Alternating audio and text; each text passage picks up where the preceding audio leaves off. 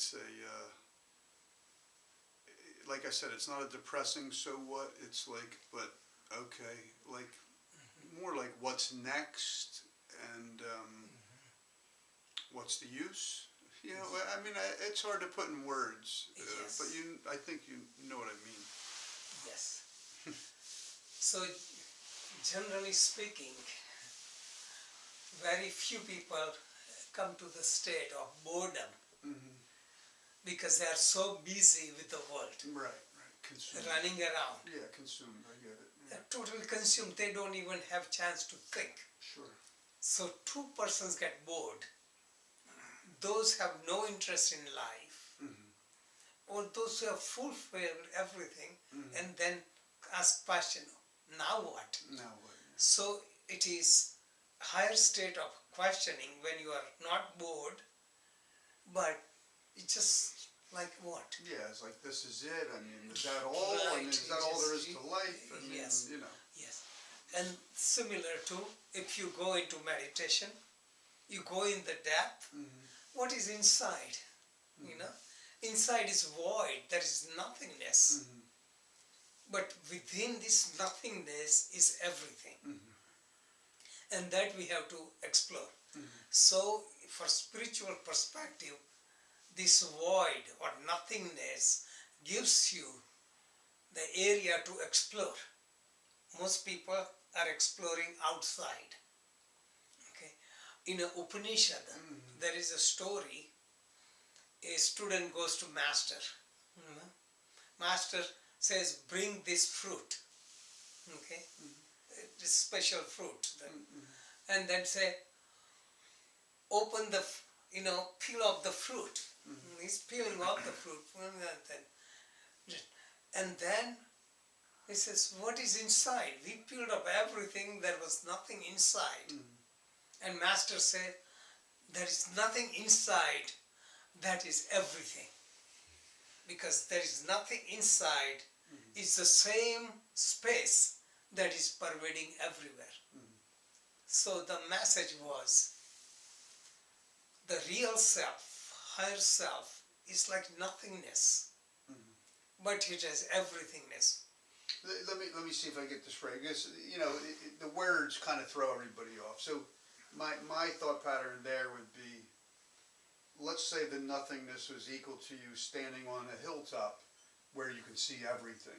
Yes. So the nothingness is everythingness, where you can actually feel everything, or start to see everything in the mind's eye, so to speak. Okay. Right. All right. From it's a two perspective.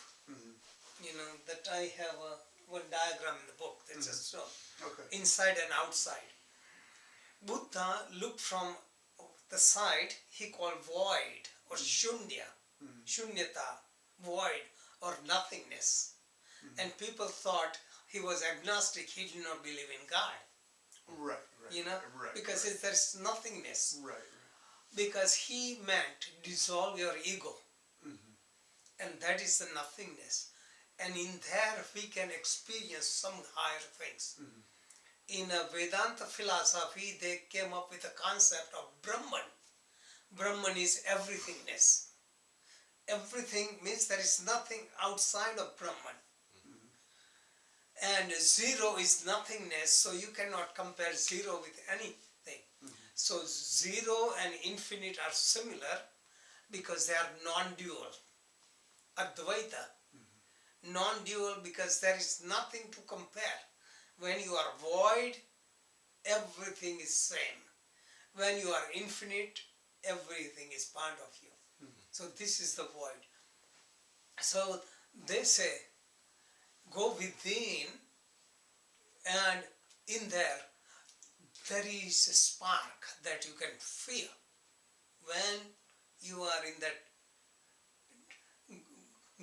there is a one bhajan, the yogi wrote, yogi poet, Gugat ka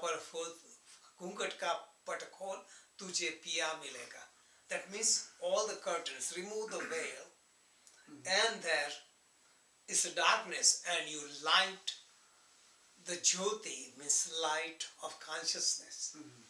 This is where all the intuitive knowledge comes. Mind only gets information which binds us. When we go into this void and experience more and more, then experience is something like that, I am nothing. You feel freedom from all the stress. I am nothing. I am not the doer. I am not the owner. I am not the enjoyer. I am only instrumental. So there is higher power that works through me. Everything works through me. So this becomes total freedom, because not doing anything but doing everything. And those people who come to that state, they are extremely busy compared to anyone else. Serving humanity, still they don't get tired. They don't get infected by any diseases. They are tireless because they are connected with higher power. So in this void we are removing ego. Ego is the cause of all the problem. Spiritual evolution means dissolution of ego. That is all it is about. So more you dissolve ego, you have greater freedom from all the aches and pains that most people feel. Aren't you in the constant process of destroying ego, even if you're building ego? Right. I mean, because Right. you're gonna We build it are and then- constantly going in that direction. Yeah. Building ego is also breaking ego. Right. Because if you have no ego, you cannot accomplish anything. You cannot wake up, you cannot practice yoga. Buddha recommended middle path, and people don't understand what is middle path. People say, I follow middle path. In order to understand middle path, you have to know both extremes. Little experience of indulgence and little experience of austerity. If you want to measure the middle of this room, you need to see both walls to measure the middle. You have to have some idea. So even to go through this extreme, you might need some ego. So ego is to break the ego. Ego in the beginning is to build the strength, be successful in the world, be successful in everything. Then you transcend the ego. If you kill the ego, it's nothing there. I put one quote in Facebook: the half-filled part makes more noise. Empty part doesn't make noise, and full part doesn't make noise. So if somebody says, well, you're talking so much, yeah, if I get enlightened, I will be quiet. But somebody's complaining you're talking too much and they're not talking. Your part is so empty, you're not talking, you have nothing. So talking, or middle part, is also to fill up fully. Talking is in between for communication, and highest communication is observing the silence. So this shows the value.